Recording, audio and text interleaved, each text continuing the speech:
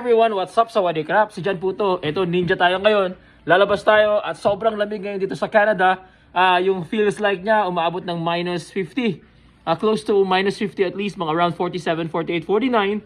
And then there was one time last time na umabot ng 51. So ngayon, malamig na malamig pa rin talaga. May cold spell kasi bumabalot dito sa Alberta. At may kukunin tayong pahiram na friend para sa snow pants. So susubukan natin lumabas kung kaya natin.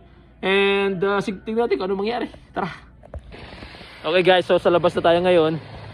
Normally kapag tama lang yung temperature, mafe-feel mo na, alam mo yun, yung parang tipong okay lang. But this time, meron pa tayong scarf sa ilong.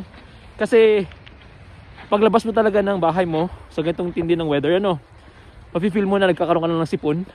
Seconds lang paglabas ng bahay. And then, seconds din lang after nung magkaroon ka ng sipon, yung sipon sa ilong mo tumitigas. It's funny kasi nararamdaman mo pumuputok-putok sa ilong mo. Pero ang hirap huminga guys, ang hirap sobra. Tapos, yun din, yung mata ko, pagka nagkataon na malakas yung hangin, and then naluha ka, good luck kasi dumidikit siya. Tapos mararamdaman mo nag-a-ice na rin yung mata mo. Ang hirap pala ng ganitong temperature guys. Sobrang lamig ngayon talaga dito sa Canada, specifically sa Alberta. Itong Alberta yung tinamaan ng todong lamig. Baga kung halimbawa sabihin natin minus 17 sila before or last year, ngayon mga minus 4 lang, minus 5 lang. Tapos biglang bumagsak itong cold spell na grabe yung feels like na itong aabot ng minus 50. So sobrang hirap. Ayan, papakita ko sa inyo yung paligid. Ayan guys, ayan, dito yan sa neighborhood namin, balot na balot ng snow. Ayan, wala akong masabi. Ang hirap, ganito pala yun. Tapos kapag lumuwag to, natanggal, good luck. Naluluha-luha na ako. Malamig talaga siya guys. Tsaka in seconds lang, frostbite na.